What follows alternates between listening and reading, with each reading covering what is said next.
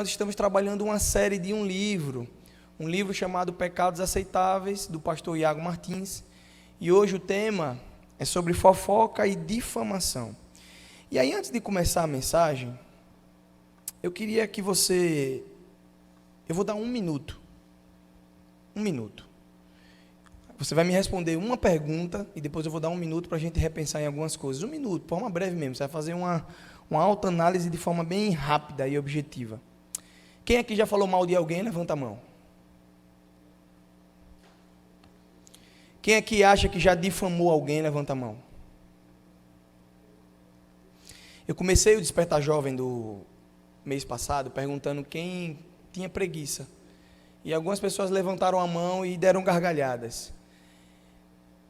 É um pecado que a gente acha engraçado, mas geralmente quando a gente fala de falar mal de alguém, pode deixar como está assim, está tranquilo. Quando a gente fala de falar mal de alguém, a gente costuma não levantar a mão porque tem medo do que o outro vai dizer. Pô, Elissa já falou mal de alguém, que legal, né? Mas agora eu quero pedir uma coisa, talvez a mensagem que você ouça hoje, você lembre de alguém. Esse alguém é você. Então eu vou pedir um minuto agora, eu vou fazer isso comigo também. Um minuto, você vai olhar para dentro de si agora. Você vai fazer uma oração, você e Deus, e olhar para dentro de si, e dizer bem assim, Senhor, tudo isso que for falado aqui, assim como foi já colocado no coração de Júnior, que fale diretamente comigo. Que essa mensagem fale diretamente comigo, porque às vezes a gente costuma ouvir determinados sermões, e sempre é o outro. Sempre é o outro. Então, agora vai ser eu e você. Existem algumas pregações, alguns sermão que a gente prepara, que é muito difícil a gente pregar. Esse foi um dos. Eu já fiz alguns sermões que foi muito difícil para mim, literalmente, pregar. Porque algum tipo de sermão que a gente faz, mexe muito com a gente que faz. Esse foi um dos. Então, vou dar um minuto agora. Como a gente costumava dizer, quando acabava os cultos, é um minuto de silêncio. Oração silenciosa, estamos despedidos. Você vai ter um minuto agora para olhar para dentro de si e pedir a Deus para que fale com você nessa noite.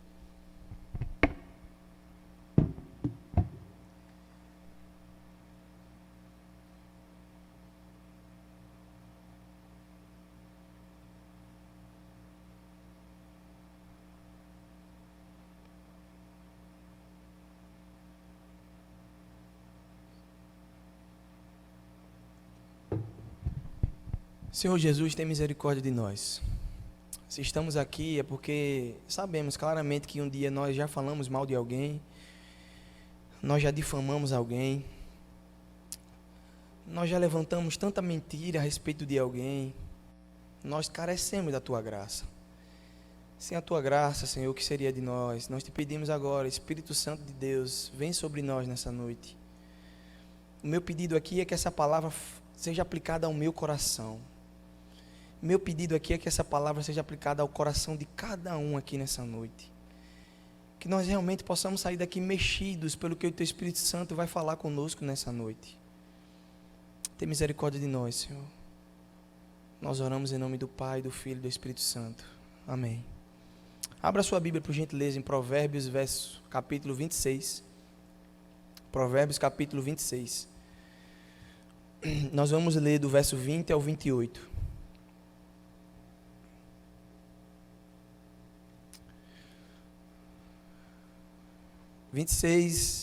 Do 20 ao 28 está na tela. Quem conseguir ler vai acompanhar comigo, por gentileza. Diz assim a palavra do Senhor: sem lenha o fogo apaga, sem intrigas as brigas cessam. Como as brasas acendem o carvão e o fogo acende a lenha, assim o briguento provoca conflitos. Calúnias são como petiscos saborosos que descem até o íntimo de quem ouve. Palavras suaves podem esconder um coração perverso, como uma camada de esmalte sobre o vaso de barro.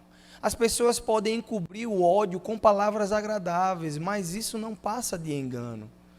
Ainda que pareçam amáveis, não acredite nelas. Seu coração está cheio de maldade. Mesmo os que escondam o ódio dissimuladamente, sua maldade será exposta em público. Quem prepara uma armadilha para os outros, nela cairá. Quem rola uma pedra sobre os outros, por ela será esmagado. A língua mentirosa odeia suas vítimas. Palavras bajuladoras causam ruína. A gente costuma dizer que a Bíblia ela tem uma lição para tudo. Realmente tem uma lição para tudo. Tudo aquilo que você quiser desejar, falar de alguma coisa, tem na Bíblia, principalmente no livro de Provérbios.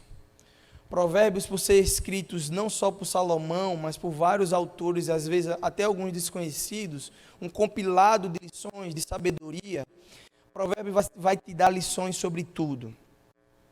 Mas como nós estamos trabalhando um livro chamado Pecados Aceitáveis, e estamos no pecado da fofoca e difamação, eu quero contar uma breve história para a gente começar esse sermão. Diz o seguinte: há uma história icônica acerca do arcebispo da capital mineira, Dom Antônio de Santos Cabral, que falou mal de certo jornal por haver ferido a imagem de Maria.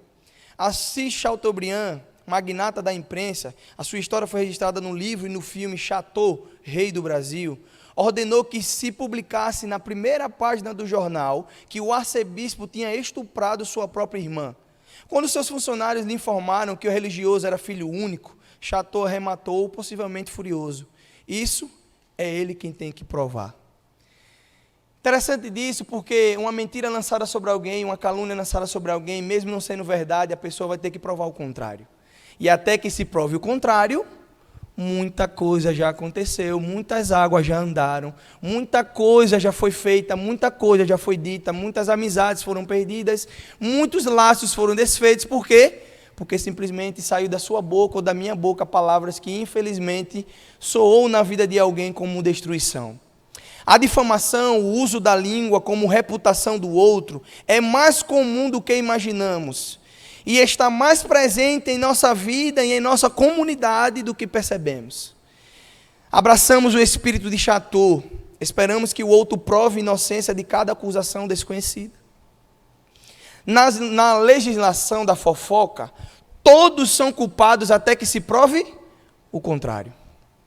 Se chegou até mim algo que me fez ter uma perspectiva negativa de alguém, minha língua já se torna martelo de tribunal de verdade. E tem gente que gosta de ser o detentor da verdade e dizer que parece que muitas vezes existe uma verdade absoluta. A sua verdade é uma verdade absoluta sobre alguém. É raro sermos o ancoradouro da fofoca. Costumamos ser apenas parte da estrada. Se alguém foi difamado para mim, provavelmente será difamado por mim. Principalmente quando há no meio de amigos. Então, Fernanda, se alguém falar mal de mim a você, e você não me conhece, você vai falar mal de mim a outras pessoas. Porque é assim que funciona a fofoca. Então, às vezes, nós não somos um ancoradouro, nós somos apenas o repasse da fofoca. E aí, ser famoso é ser conhecido. O difamador é aquele que desfama. Aquele que se coloca contra a fama, a reputação positiva, a forma que os outros percebem alguém. Ser infame é ser conhecido como algo ruim. E ser difamador é fazer com que os outros sejam conhecidos negativamente. E aí, gente, parece que no meio eclesiástico, a gente costuma, principalmente em nome da verdade, matar reputações. Então, às vezes você não conhece bem a pessoa, ou às vezes você nem sabe quem é a pessoa, mas você costuma ouvir determinadas coisas de alguém e você já faz juízo de valor sobre algo. Eu lembro de várias vezes as pessoas chegarem para mim e dizerem assim: eu achava você muito metido, achava você isso, achava você aquilo. Porque simplesmente a primeira aparência é a que fica. Talvez o cara fique sentado, não queira falar com você e você acha simplesmente que ele é arrogante. Simplesmente é o jeito da pessoa. Mas você fala para alguém que aquela pessoa já é arrogante, aí o outro diz assim: ó, eu não conheço bem não, mas eles me disseram que ele é arrogante. Então, já disseram que ele é arrogante, que ele é arrogante, chegou como arrogante.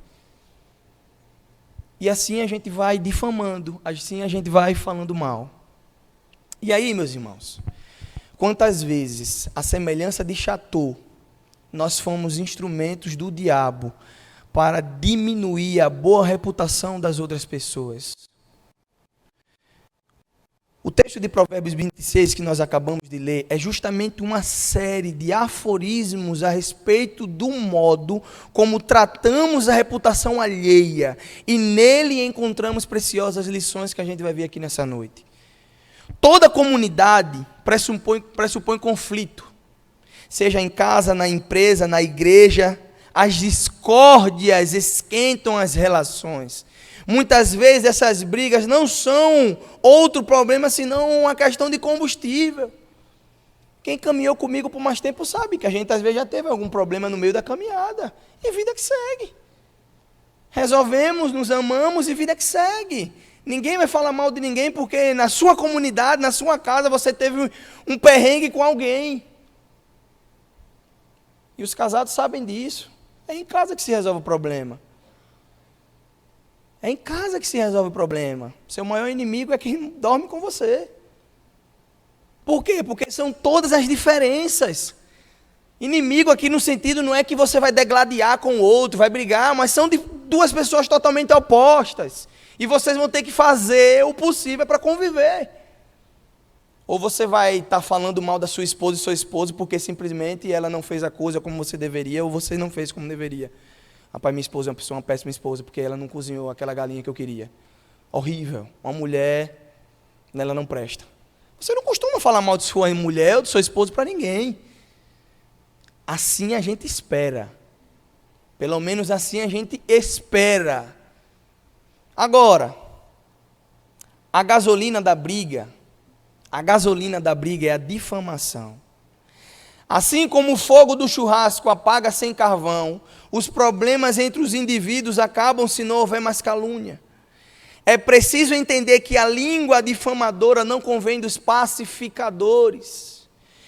E o Senhor, Ele senta no monte e Ele prega aquele povo, dizendo, felizes aqueles que, ou se não na sua versão, bem-aventurados que, os mansos de espírito, porque deles herdarão o reino dos céus. Bem-aventurados pacificadores, porque eles verão a Deus. E quantas vezes nós não fomos pacificadores? Quantas vezes você, ao invés de pacificar, você disse, realmente ele não presta? Olha, realmente ele... É tudo isso que você está dizendo. Você não costuma nem fazer juízo de valor e dizer-me assim, tem certeza? Você acha mesmo que foi dessa forma? Você conseguiu conversar com ele ou com ela? Você ouviu alguma outra parte? A gente não costuma nem fazer isso, queridos. É só dizer assim, realmente ele não presta não, porque um dia ele me fez isso também. Oh, esse cara aí não vale nada. Oh, essa mulher, não, ela já fez isso já outras vezes, realmente ela não vale nada.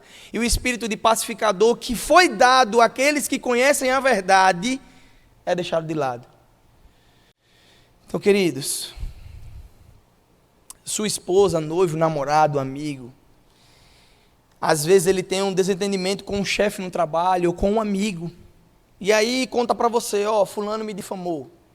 Fulano falou mal de mim no trabalho, fulano fez isso assim assado. E você, ao invés de tentar acalmar os ânimos ou dizer, não, ó meu amor, não é muito bem, não é por aí não, pense pelo lado positivo, isso só mostrou para saber quem ele era, tal, você começa a dizer o quê? Realmente ele não presta.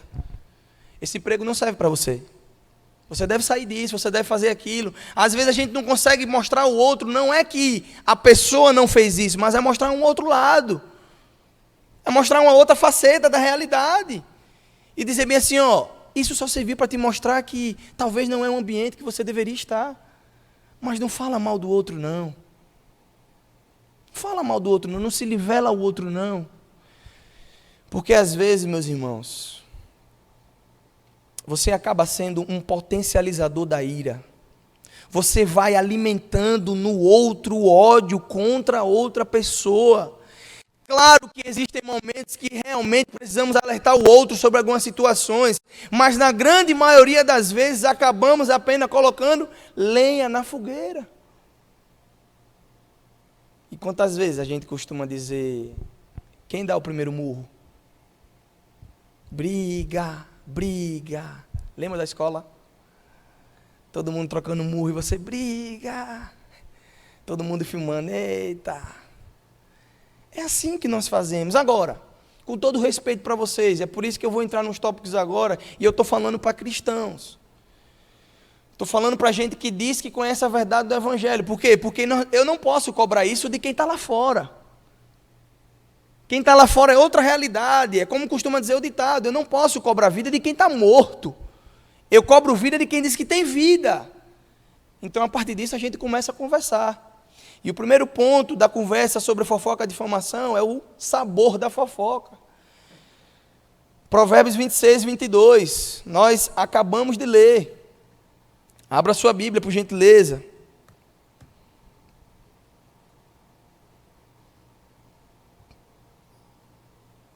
Provérbios 26, 22.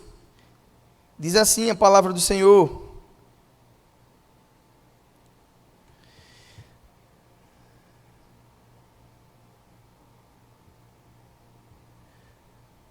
calúnias são como petiscos saborosos que descem até o íntimo de quem o ouve.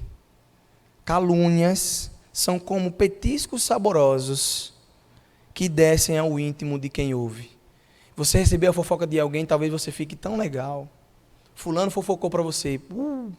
E tem gente que gosta da fofoca. Conte mais um pouquinho. Só mais um pouco. Conte mais. E aí o pessoal vai dando detalhe. E você, meu Deus, não é possível que ele fez isso. Quando foi, onde foi, por que deixou de ser. Quando pensou que não, você já passou a noite toda e não saiu daquele assunto, porque simplesmente tem um gostinho legal. A palavra de Deus vai dizer que a fofoca ela tem um gostinho legal. Num petisco saboroso. Pensa aí na melhor comida que você queria estar comendo nesse momento, ou vai comer depois do culto. Pensa aí. Bom, pronto. É o sabor da fofoca agora. E você doido para saborear. Isso acontece porque fofocar é gostoso. É uma delícia falar mal dos desafetos.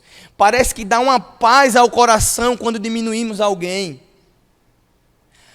É como aquela propaganda da bebida que tinha no passado dizendo que desce redondo.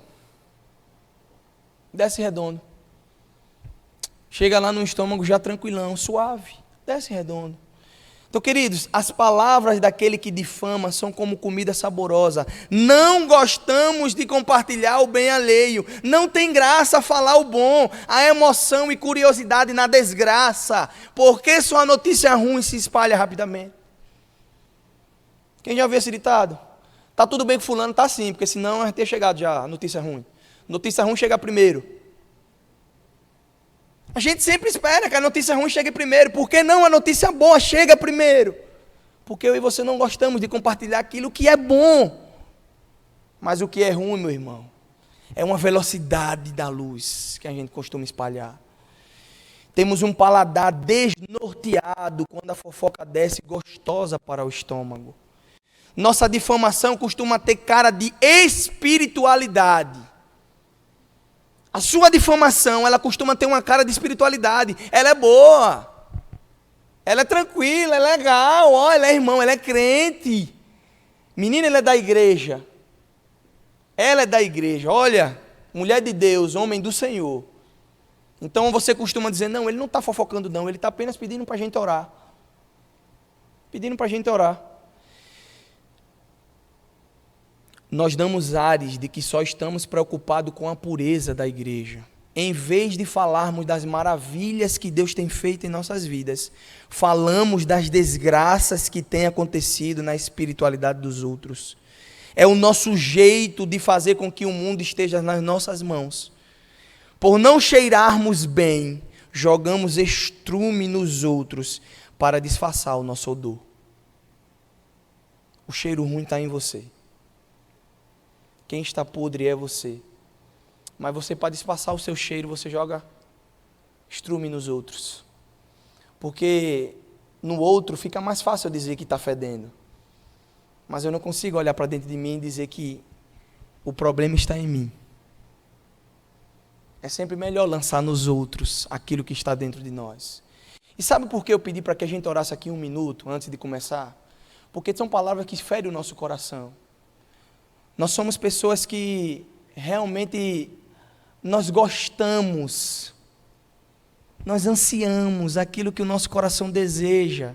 E o próprio livro de Provérbios vai dizer que o meu e o seu coração deseja somente aquilo que não agrada ao Senhor. Há caminhos que ao homem parecem ser bons, mas no fim ele nos leva à destruição. Enganoso é o coração do homem. Então, queridos, muitas das vezes o problema está em mim, está em você, mas você acha sempre que está no outro. O problema sempre é o outro. O problema nunca sou eu. Nunca sou eu. Por isso eu peço em nome de Jesus, hoje, nessa noite, olhe para dentro de si e veja se realmente você está colocando um petisco saboroso na boca de alguém ou você tem recebido esse petisco saboroso de alguém. O segundo ponto é serpente por peixe, pedra por pão. O texto de Provérbios continua com uma longa descrição sobre falsidade daquele que fofoca e fala mal. Veja comigo do verso 23 ao 28 de Provérbios, diz assim, palavras suaves podem esconder um coração perverso, como uma camada de esmalte que cobre o barro. As pessoas podem encobrir o ódio com palavras agradáveis, mas isso não passa de engano. Ainda que pareçam amáveis, não acredite nelas, seu coração está cheio de maldade. Mesmo que escondam o ódio dissimuladamente, sua maldade será exposta em público. Quem prega uma armadilha para os outros, nela cairá. Quem rola uma pedra sobre os outros, por ela será esmagado.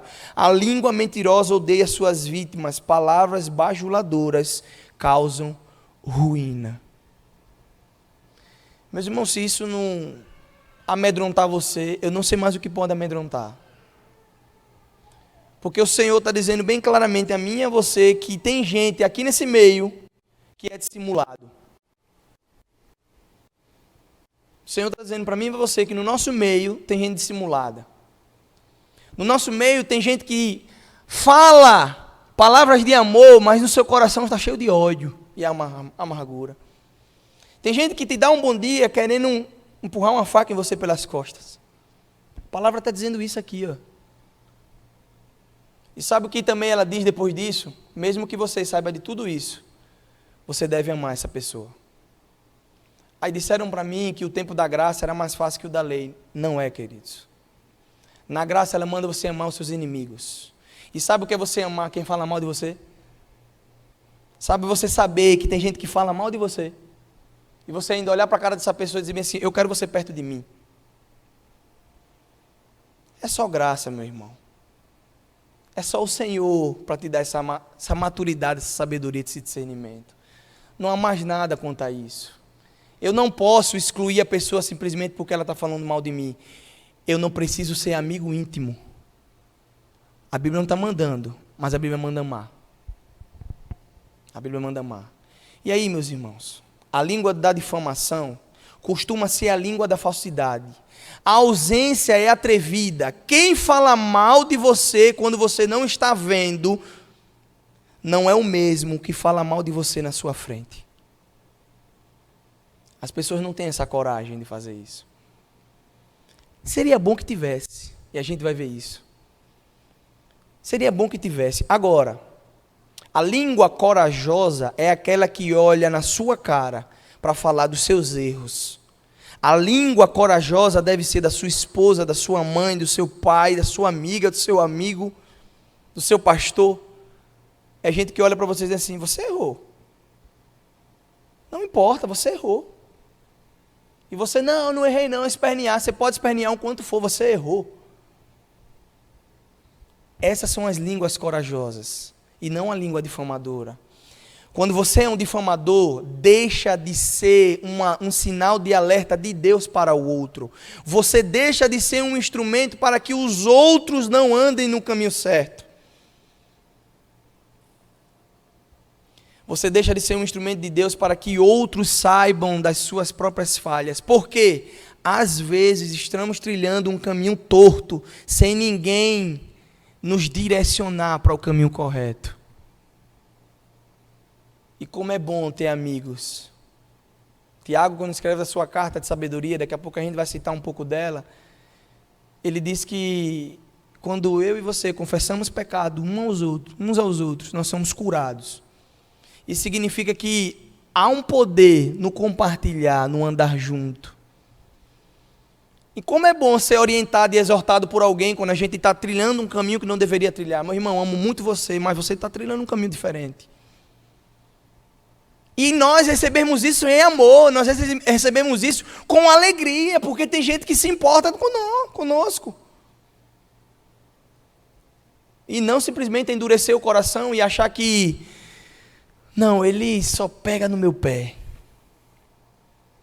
Óbvio, tem gente que às vezes cansa mesmo. Porque você está toda hora dizendo, é por aqui, é por aqui, é por aqui. E a pessoa não quer, aí você simplesmente dá um abraço, deita a cabeça dela em seu ombro e diz, ó, espero que tudo fique bem. Porque tem gente que não quer. Agora, é seu dever como amigo, como namorado, como esposo, como noivo, como pai, como cristão, exortar o seu irmão quando ele não estiver trilhando o caminho correto. É seu dever, é o meu dever. E aí, meus irmãos,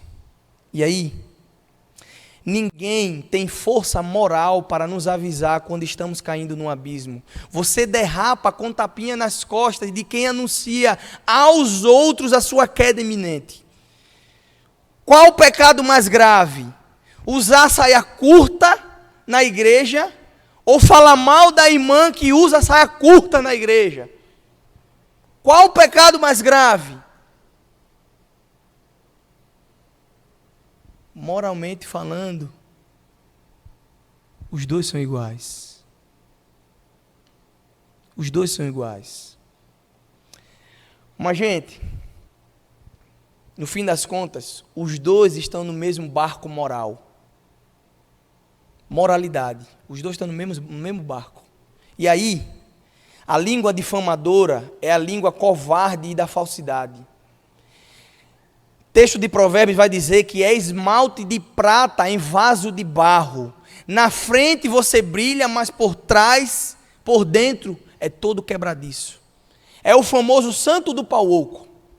Antigamente, quando havia muito minério de ouro no Brasil, as pessoas tornavam ocas as madeiras de santos católicos para esconder algumas pedrinhas de ouro e levar para casa, porque era todo mundo religioso. Então, para ninguém ver ele pegando, ele fazia oco, a madeira embaixo, colocava um ourinho e ia. Depois descobriram as chamadas que eram o santo do pau oco. Olha o ditado aí que sua mãe sempre disse para você. Você é o santinho do pau oco. Sua mãe nunca disse para você? Tenho certeza que já. Agora, gente, sabe por que eu estou dizendo isso? Porque, quantas vezes eu e você nos apressamos em julgar alguém de acordo com aquilo que nos passaram? Quantas vezes alguém já falou mal de alguém para você e você, sem conhecer a pessoa, já julgou de valor isso? Vocês lembram da história? Alguns não vão lembrar, mas depois, se vocês pesquisar, vocês podem lembrar. Em 1994, a escola base de São Paulo foi acusada de promover pedofilia. E então, depois da escola ter sido depredada e vários funcionários ter sido ameaçados de morte, comprovaram a inocência. Juízo de valor. Outro caso, agora mais recente, 2016, a grande comoção sobre a moça que disse que foi violentada por 30 homens no Rio de Janeiro. Houve comoção nacional, 2016. Depois comprovaram que ela foi, por livre e espontânea vontade, participar de uma orgia. Todo mundo drogado. Mas, recentemente, em 2017, o Habib sofreu um boicote sobre a acusação de que 2 funcionários haviam matado uma criança de rua e o laudo comprovou que o menino morreu de um ataque de tanto consumir cocaína. Mas aqueles homens do Habib quase foram lixados pela comunidade. Juízo de valor. Você recebe uma informação de alguém, essa informação muitas das vezes não procede, mas você acaba fazendo juízo disso. Leva para o coração e você acaba matando e maltratando aquele que deveria ser acolhido e amado. Juízo de valor. E aí, meus irmãos, 1 Pedro 2,1, depois você lê. Fala que a difamação está ao lado da maldade, do engano, do fingimento e da inveja. Ser um difamador está associado a ser invejoso, está associado a agir em fingimento, ou seja, você fala mal dos outros porque você não é verdadeiro. Está associado ao engano, ou seja, você fala mal dos outros porque você é mentiroso. Está associado à maldade, você fala mal dos outros porque você gosta de ver os outros se dando mal. Isso tudo está no seu íntimo. E você nem sequer percebe. Porque você se acha muito bom. Você se acha muito puro. Não. Não. Eu não costumo fazer isso, não. Não. Eu só estou comentando com alguém. Eu só estou falando com um amigo. Ó, que legal. Aí seu amigo fala para outro amigo. Aí fala para outro amigo. Chegou. Então, queridos, esse é o segundo ponto. Você não pode fazer juízo de valor de maneira precipitada. Pare, pense, reflita, ore ao Senhor. O terceiro ponto é que você cria uma cobra que vai te morder um dia. Essa cobra um dia vai te morder. O verso 26 de Provérbios, 26 diz assim, mesmo que se esconda um ódio dissimuladamente, a sua maldade, ela será exposta em público. Sabe o que quer dizer com isso? Um dia você será desmascarado. Um dia você será desmascarado. E eu acho que o maior medo do difamador é saber que ele é difamador. E alguém um dia vai dizer a ele: meu querido, senta aqui. Olha nos meus olhos. Por que você fez isso comigo? Esse tem que ser o meu e o seu papel, sabia? É difícil. Olhando nos olhos. Porque dizem que os olhos é a única parte do corpo que você não consegue mentir, disfarçar. Nos olhos. Por que você fala mal de mim? O que foi que eu te fiz? Não, um dia você passou por mim, pisou no meu midinho, 2015. Você nunca pediu perdão, pronto, meu irmão. O problema é esse. Me perdoe em nome de Jesus. A partir de agora vamos ver uma nova história. Mas as mágoas do passado, às vezes, elas vão remoendo o coração. E você não consegue perdoar. Você não consegue perdoar e você não consegue ao menos pedir perdão. E aí, aquele que tem a língua fingida prepara o caminho da própria miséria. Quando você alimenta a difamação, cria novos difamadores.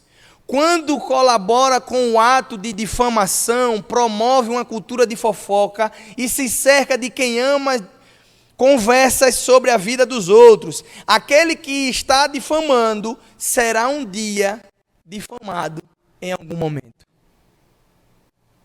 Aquele que está difamando será um dia difamado em algum momento. Não tenha dúvidas disso. Alguém um dia vai buscar você e vai dizer: rapaz, você não falou de fulano, agora é a sua vez. Roleta. Ela gira, irmão, e ela cai em você um dia. É por isso que quando você se coloca em um círculo de amizade, de pessoas que estão dispostas a ouvir a sua difamação, presta atenção nisso em nome de Jesus. Quando você se coloca em um círculo de amizade, de pessoas que estão dispostas a ouvir a sua difamação, essas serão as pessoas que vão difamar você. Esse grupinho que você acha que ouve as suas fofocas e fica tudo ali, quando sai da sua frente, vai difamar você. Não tenha dúvidas disso. Porque quem ouve difamação e fofoca de alguém, não é amigo que você acha que é. Porque tem vezes, gente, que a gente acha que o nosso amigo... não. Às vezes você briga com os pais em casa por causa do amigo. Não, meu amigo, de jeito nenhum. Minha amiga, de jeito nenhum. E é o seu amigo que vai falar mal de você. É o seu amigo, às vezes, que fica com a sua namorada, o seu namorado, quando você termina. Lembram disso? Às vezes. Seu amigão do peito. Lembram? Às vezes acontece isso. E a gente fica achando que está tudo bem. Sou maduro. Sou madurão, tranquilão. Não é isso, gente? E sabe qual é o problema maior para mim? É que isso se normalizou dentro do nosso meio eclesiástico. Virou normal isso acontecer. Virou tranquilo. Virou, como o próprio nome do livro diz, pecado aceitável. Ah, não tem nada demais não. Tem nada demais não. Tem gente. Tem, porque tem gente que você diz que é seu amigo, mas não é. Amigo é aquele que você passa 1, 2, 3, 4 dias, uma semana, um mês, 6 meses, um ano, e manda uma mensagem assim, ó, irmão, liga, estou precisando de você agora. Vamos. Aquele negócio de estar dentro, uma hora pode dar ruim, gente. Uma hora pode dar ruim. Eu lembro de meu sogro, Décio. Ele me mostrou o texto uma vez de Provérbios, eu não me lembro agora bem, mas ele me dizendo uma vez, Júnior, olha esse versículo aqui de Provérbios, não é bom que amigo esteja todo dia na casa de amigo, porque pode dar problema. Eu disse, olha, se está na Bíblia, é para ser levado em consideração. Então, por exemplo, o cara está namorando, está naquele negocinho, está todo mundo encangado. Todo mundo junto, ninguém faz nada separado. Eita, para lá e para cá. Ninguém tem tempo para ninguém. Os namorados não têm tempo para ficar sozinho. Fica todo mundo junto. Vai dar problema, meu irmão. Sabe por que vai dar problema? Porque você é ruim, a outra pessoa é ruim, o outro é ruim, vai dar problema. Uma hora vai dar um choque aí. Uma hora vai dar um choque. Eu tenho certeza que se eu pedir para levantar a mão, quantas frustrações vocês já tiveram no meio de amizade por causa disso? A maioria aqui ia levantar. Agora, por que eu estou dizendo isso? Porque a Bíblia, olha que interessante. Jesus disse que os cristãos seriam bem-aventurados quando levantassem todo tipo de calúnia contra eles. Mateus 5, 11 e 12. Jesus disse, quando falarem mal de você, fique tranquilo. Isso aí realmente é o bem necessário que você vai passar em meu nome. Fique tranquilo. Agora, para que sejamos caluniados, é preciso haver caluniadores. Será que eu sou um bem-aventurado por ser perseguido por causa do nome do Cordeiro? Ou sou responsável pela perseguição de outros? Ou seja, sabe o que Jesus está querendo dizer? Você é o perseguido em meu nome, ou você persegue outros, difamando, fazendo com que outros sofram perseguição por meu nome? Quem é você nessa história? Aquele que é difamador ou aquele que é difamado? Quem é você nessa história? Você é o caluniador ou você é o caluniado? E aí, gente, se você é cristão e mesmo assim age com calúnia, difamação, fofoca, você está colocando outras pessoas na situação que a Escritura Sagrada disse que deveria ser você. Você.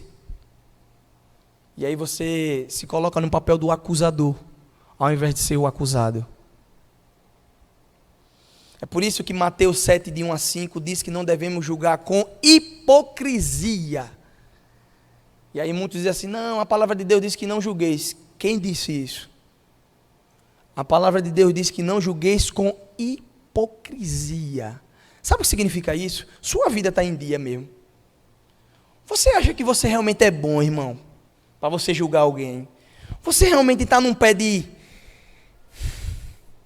dizer bem assim, você está cometendo um erro, e a pessoa olha para você e dizer bem assim, realmente, eu não tenho o que dizer desse rapaz não. Irmão, me perdoe, obrigado por me exortar. Ou você anda no mesmo barco e diz assim, você fala mal de alguém e o cara olha para você e diz, há 15 dias atrás você me falou de... Não faça isso. Não diga que eu estou errado porque você faz a mesma coisa. Diz o seguinte, Mateus 7, 2, pois da mesma forma que julgarem, vocês serão julgados, e a medida que usarem também para julgar, será usada contra você. Sabe quem está dizendo isso? O próprio Jesus. Então cuidado com a vara que você mede alguém. Cuidado com a vara que você julga alguém. Com a vara que você mede, você será medido.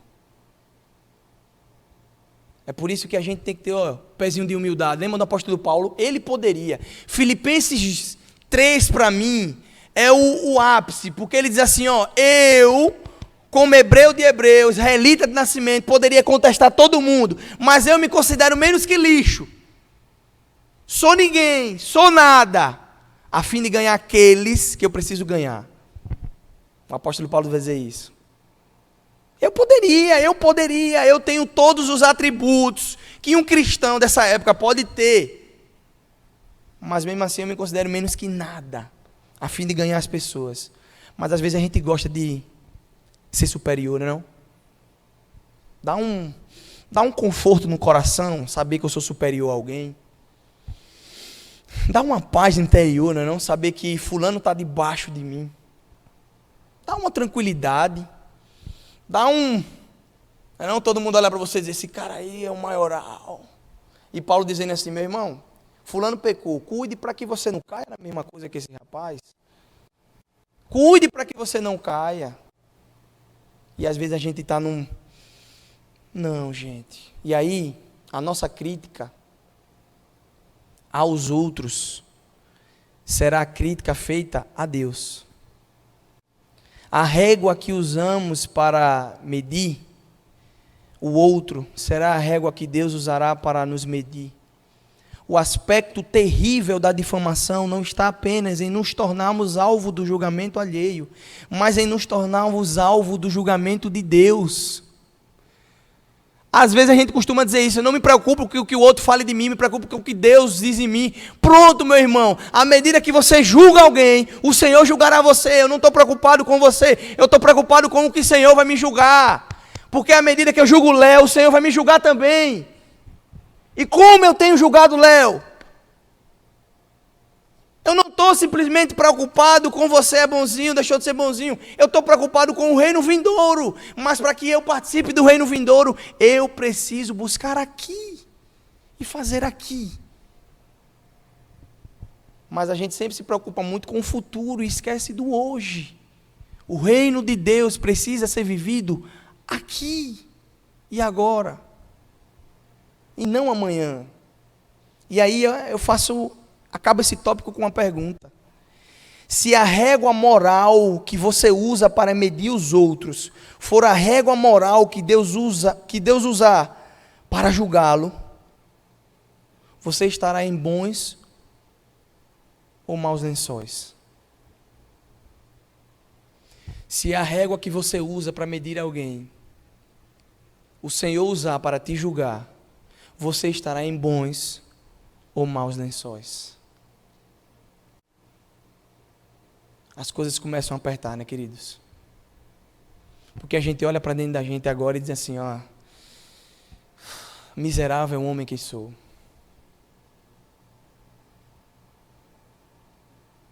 Quarto e penúltimo ponto é que não é fofoca, é só a verdade. Eu não estou fofocando, não. É só a verdade. Lembram disso? Essa coisa boa que a gente costuma ver no meio da igreja? Fofoca, não é fofoca, é a verdade. Abra sua Bíblia, por gentileza, no livro de Tiago, capítulo 4. Tiago, capítulo 4, verso 11 e 12.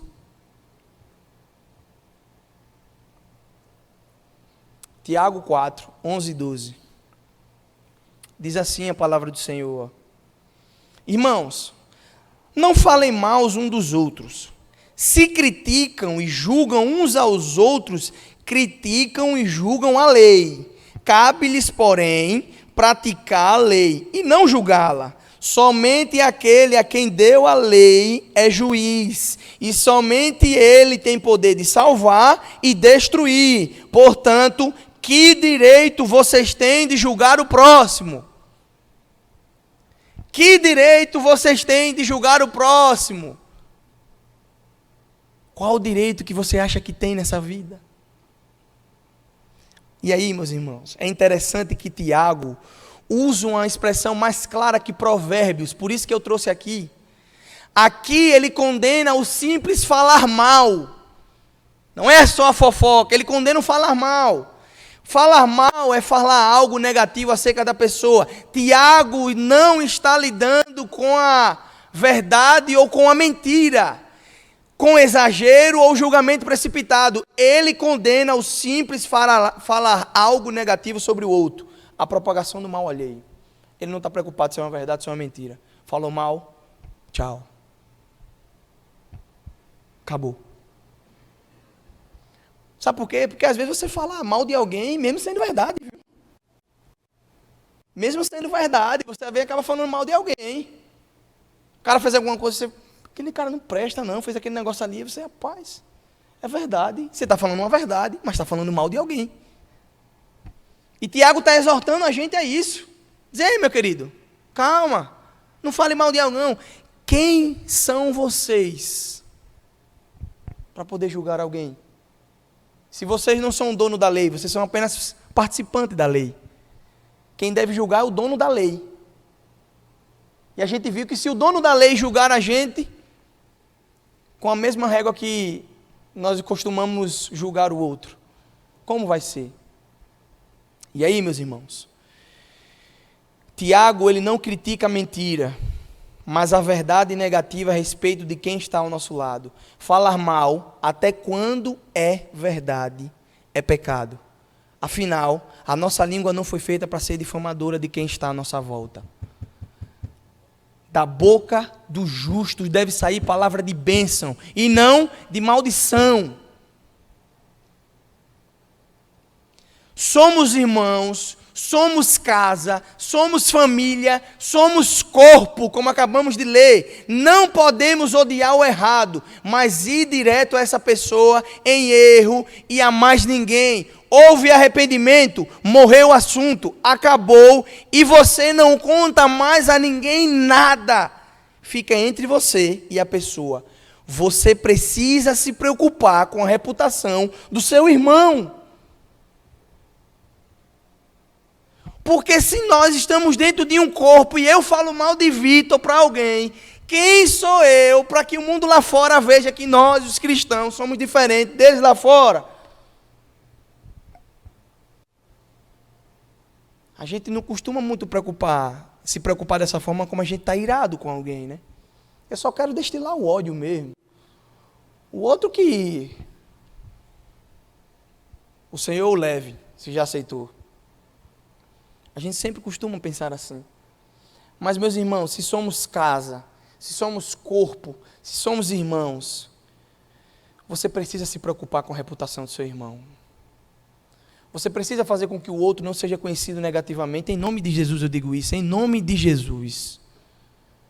Parece que é bonito falar do mal do outro para que o outro seja visto negativamente. Se preocupe com a reputação do seu irmão. Faça com que os outros o vejam de uma maneira positiva.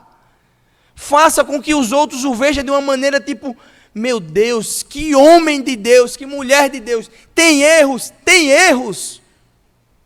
Mas será que os erros são maiores do que os acertos desse homem?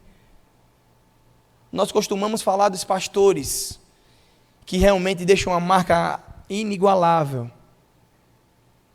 Mas será que esses pastores que deixaram essas marcas só tiveram acertos? Será que eles não erraram em momento nenhum? Será que foi tudo positivo? Será que esses homens, quem andava próximo dele ou a família dele, não sabe de nada que possa confrontá-los? É claro que sim, gente, mas só que os acertos desses homens se sobressaíram. Isso deve acontecer comigo e com você. Eu vou errar, gente. Eu já errei muito. Vou continuar errando, mas tenham misericórdia desse pobre homem de Deus. Alguns amigos de vocês vão errar. Vocês vão errar. Que o Senhor tenha misericórdia de nós. Tenha cuidado e amor com a reputação do outro. E não simplesmente taxe o outro daquilo que você acredita que ele seja. E aí, meus irmãos, por último, existe um negócio chamado fofoca santa.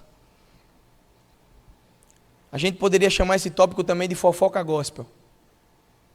Porque tudo que é gospel tira o pecado do meio. Virou gospel, pode. Virou gospel, está liberado. as coisas começaram a ficar banalizadas, gente. Estou falando sério isso para vocês. Começou a banalizar tudo. Leia comigo, por gentileza, o verso de 1 Coríntios 1, verso 11. 1 Coríntios 1, verso 11. 1 Coríntios 1, verso 11. Diz o seguinte a palavra do Senhor: pois alguns membros da família de Cloe me informaram dos desentendimentos entre vocês, meus irmãos.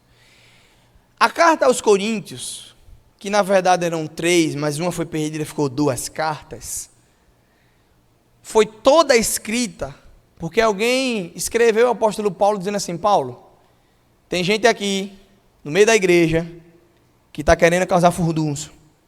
Tem gente que diz que quer você, outro diz que quer Apolo. Ninguém sabe mais de nada. Sabe o que era isso? Uma fofoca santa. Aí Paulo, sabe o que Paulo faz? Escreve uma carta aos Coríntios, à igreja de Corinto. Paulo escreve: os membros da igreja batista já devem ter presenciado assembleias. Pronto, a carta do apóstolo Paulo foi lida numa assembleia pela igreja de Corinto. Aí ele diz assim: meus irmãos, eu estou aqui por causa dos membros da família de Cloe. O que é que vocês iriam fazer? Você escreveu para ele, né? Todo mundo, meu irmão, automaticamente ia olhar para Cloe, para os membros da família e ficar: ele estava longe, ele escreveu. A família foi fofocar. E ele escreve. Ele escreve 3 livros por causa dessa fala dessa mulher. Dessa família, né? Na verdade, alguns membros, ou seja, foram mais de um. Foi uma fofoca em grupo. Sabe o que isso aconteceu, meus irmãos? Quando escreveu aos Coríntios, Paulo disse que ficou sabendo dos problemas da igreja por causa da fofoca de certa família. Pois alguns membros da família de Cloe tinham informado algumas coisas a ele. E aí, imagine o constrangimento no instante em que está sendo lida essa carta no meio da igreja. Os membros da família: eu não fui. Será que fui eu? E quem aqui já é membro de igreja batista sabe que a assembleia como é, né? O irmão pede logo a fala. Microfone. Vou falar. Sabe o que significa isso? Paulo escreve toda a carta com base no fato de que alguém chegou a ele para falar do pecado da igreja. Pecado da igreja, gente. Há uma mudança aqui de chave. A família de Cloe não falou ao apóstolo Paulo o erro de alguém. A família de Cloe não chegou assim: Gabriel, aqui da igreja, está namorando demais. Escreva uma carta para ele. Léo, pegou 10 reais do dízimo. Escreva uma carta para ele. O pessoal chega para falar a Paulo o pecado da igreja, da comunidade. E aqui há uma diferença santa nisso. Sabe por quê, meus irmãos? Porque falar com o pastor sobre um problema moral alheio que você não consiga resolver é uma atitude santa e amorosa, honrosa. Mas não o é quando o problema é compartilhado com quem não vai se envolver de alguma forma, além de dar ouvidos a comentários maldosos. Então você me chamar no canto e dizer bem assim: estão acontecendo algumas coisas aí que eu estou muito triste, sabe? Estou pensando até em sair da igreja. Recentemente eu tive que conversar com 2 assim. Conversar comigo é muito tranquilo quanto a isso, a gente vai resolver. Agora, você conversar com outra pessoa que não vai lhe dar ouvido, ao invés de: será que era isso então porque ele não estava cantando no louvor? Será que era isso que ela não... Fazia tempo que ela não servia na igreja. Ele começa já a associar o seu pecado. Rapaz, ele faltou 3 domingos, foi isso. Não foi isso. Você começa a dar ouvidos. Você começa a falar a pessoas que só querem ouvir você e alimentar o ego do seu coração. Queridos, essa fofoca a gente pode chamar de uma fofoca santa. É a fofoca quando você chega para alguém e diz: você precisa resolver isso comigo. É a fofoca que você chega para o seu pastor. Pastor, eu não aguento mais. Eu preciso confessar algo aqui. E para a gente concluir, a difamação, ela é uma bala perdida. A difamação é uma bala perdida. Sempre que você atira no outro, você acerta em Deus. Se você quer falar de alguém, há dois caminhos santos. Se você quer falar de alguém, há dois caminhos santos. Primeiro, fofoque para a pessoa. Chegue nela no canto, chame ela em amor e diz: eu preciso conversar com você. E vou lhe ser sincero, tá? Às vezes no início pode gerar problemas, mas vai ser um problema que vai ser resolvido em nome de Jesus. Mas chegue para a pessoa. Chegue para a pessoa, que às vezes a pessoa não está disposta a receber aquilo que você vai falar, não. Mas chegue para a pessoa.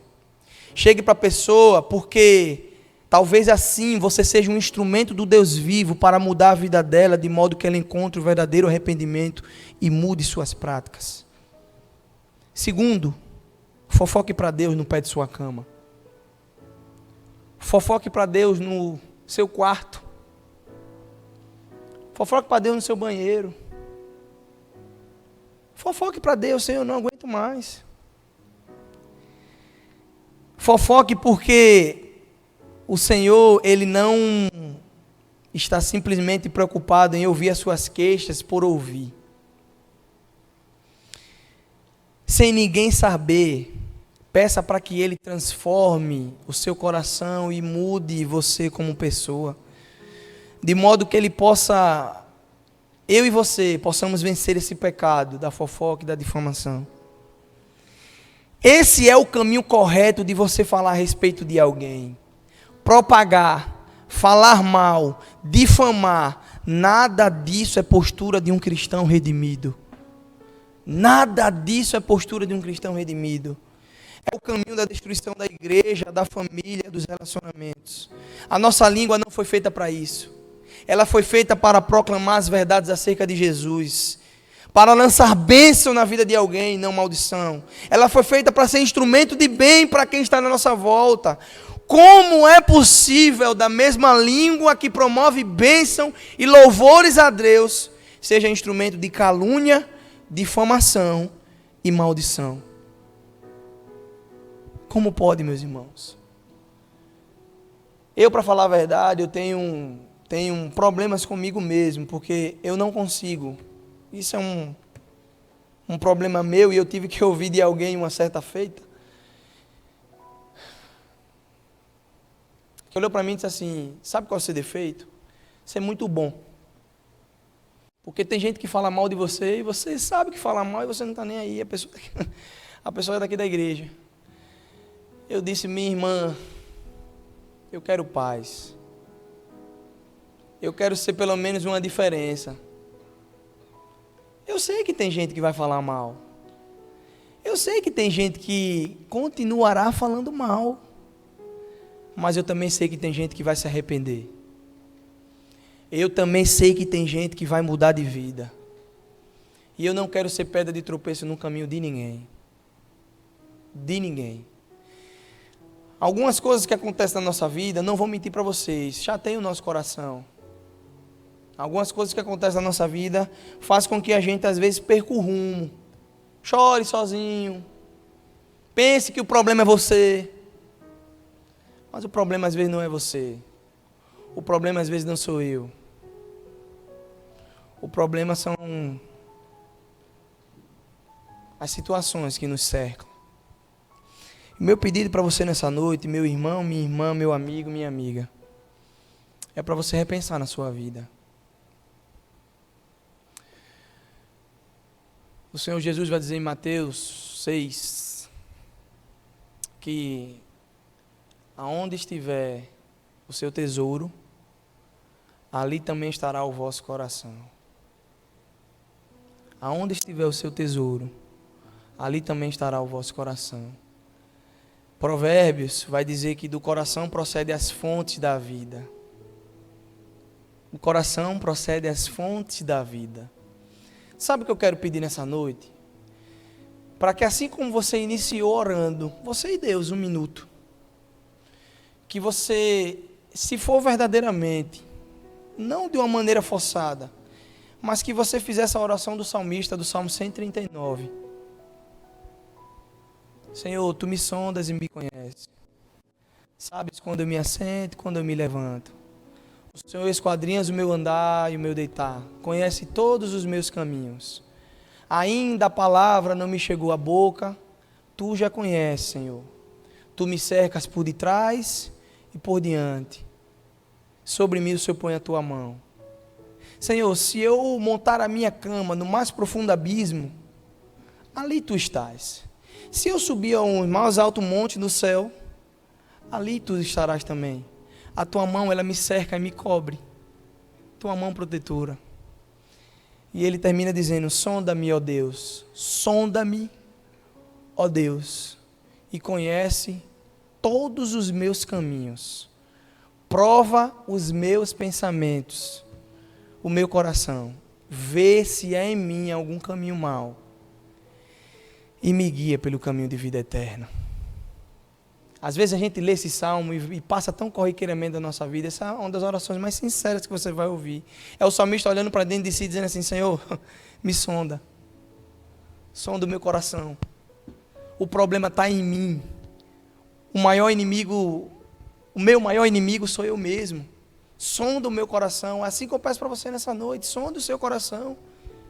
O problema às vezes não é o outro, o problema é você. O problema está em você. E às vezes a gente sempre costuma dizer que o problema está no outro. O problema é o outro. O problema sempre vai deixar de ser eu e você, sempre é o outro. Não, querido. O problema muitas das vezes está em nós. E nós precisamos reconhecer isso em nome de Jesus. Que pedido, né, gente? Às vezes a gente canta algumas coisas que, se a gente for parar para pensar, deveríamos realmente ver se daríamos para cantar. Ensina-me a amar o meu irmão, a olhar com teus olhos, perdoar com teu perdão. Perdoar com o perdão de Cristo é entender que você não merece absolutamente nada. Você foi a pessoa que mais feriu Cristo na cruz. Você foi a pessoa que mais insultou Cristo na cruz. Se eu e você fôssemos merecer alguma coisa, nós merecíamos a condenação eterna. Mas o Senhor morreu por mim e por você, Carlos. O Senhor morreu por mim e por você. E foi uma decisão dele morrer. Morrer por seres que apedrejaram, açoitaram, o cuspiram. E ele te perdoou na cruz. Me ensina a perdoar com o teu perdão. Sabe aquela pessoa que você tem realmente tido uma divergência? Chegou o momento de perdoar com o teu perdão. De olhar nos olhos e dizer: chega, meu irmão. Chega. Acabou. Houve arrependimento. Acabou. Chega. Chega. Acabou por aqui. Não há por que a gente seguir mais. Eu e você merecíamos a condenação e o Senhor morreu por nós. O que será da minha vida e a sua se não for o Senhor?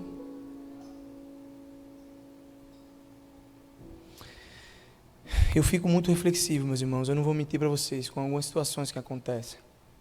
Com algumas músicas, com algumas mensagens. Às vezes mexe muito comigo.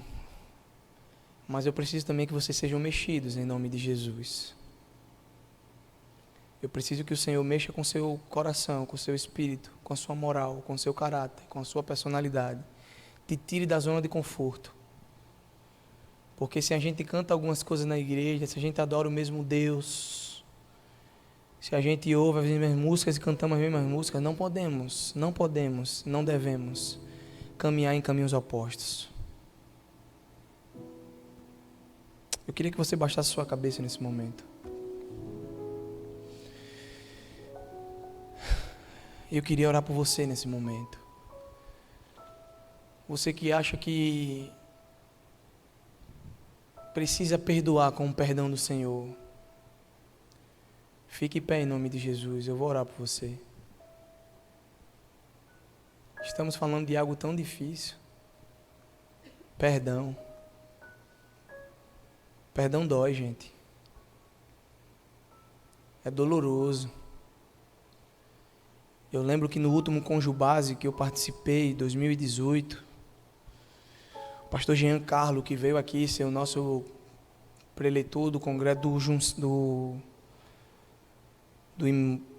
Congresso 220, em 2021, contou uma história de um casal onde o marido tinha cometido adultério, recém-casados, e a esposa não conseguia perdoar. Não conseguia perdoar. E ele teve que ir lá com a esposa dele, e orando. Isso era umas 10 horas, deu meia-noite, deu 1, deu 2, deu 3, deu 4. E ela não queria perdoar de jeito nenhum, ela estava na razão dela. Às 5 horas da manhã, ele disse que a mulher dele chamou a moça para um canto, começaram a orar juntas, e ele ficou com o rapaz. E aquela moça que não queria perdoar o esposo, em hipótese alguma, começou a orar, e naquela oração ela começou a se sentir mal, E ela começou a colocar tudo para fora, literalmente. Começou a colocar muita coisa para fora. E a moça só segurava ela, e ela colocando para fora. Disse que depois ficou fraca. Tiveram que deitar ela. Em determinados momentos, orando. Ela disse que sentia uma força maior empurrando alguma coisa dela para fora. Depois disso, ela disse que entendeu. Que era o Espírito Santo pedindo para ela perdoar o marido. E ela exerceu perdão sobre o marido. Hoje eles vivem aí palestrando lá no Rio de Janeiro. E o pastor Jean disse que foi uma luta travada, porque o inimigo não quer que você perdoe. Ele não quer que você perdoe. O famoso pastor conhecido, Hernando Dias Lopes, disse que o perdão é a cura da alma. E de fato é. Eu queria orar por você. Eu queria orar por você nesse momento que precisa perdoar com o perdão do Senhor. Eu queria só que você ficasse de pé nesse momento. Às vezes é difícil, né? Perdoar o amigo, o irmão, o pai, a mãe. Tem coisas que a gente guarda por muito tempo. Amém. Amém. Amém. Peça a Deus para que quebre o seu coração nesse momento. Senhor, me transforma. Eu quero perdoar com o teu perdão. É difícil, viu? O Espírito Santo está trabalhando nesse momento porque não é fácil de jeito nenhum.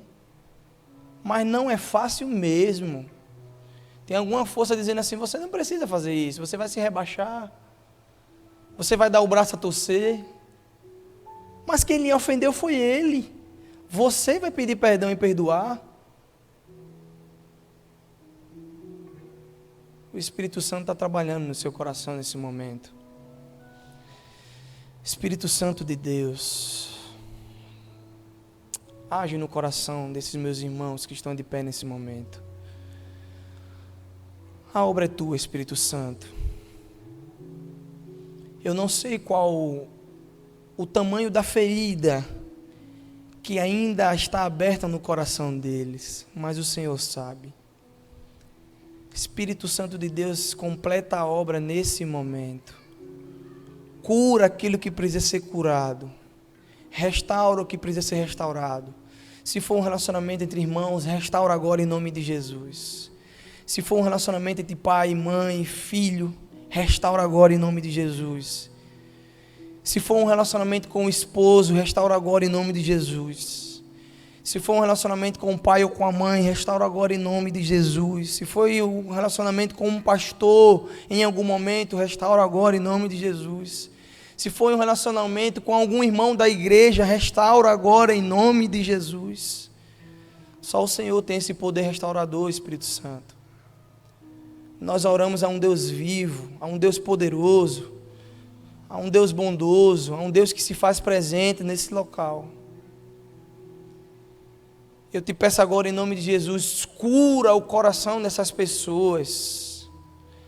A tua palavra diz que quando elas confessarem pecados uns aos outros, eles serão curados. E agora eles estão confessando pecado publicamente. Cura, Senhor, o coração deles em nome de Jesus. Retira toda a mágoa, retira toda a ira, retira todo o ódio. Retira toda a amargura agora em nome de Jesus. Em nome de Jesus. Eu te peço agora, Espírito Santo de Deus, assim como Paulo vai escrever a carta aos Coríntios, que o Senhor possa agora fazer tudo novo de novo. Faz tudo novo de novo, Espírito Santo de Deus. Nós oramos a um Deus vivo e já agradecemos. Em nome do Pai, do Filho e do Espírito Santo. Amém e amém.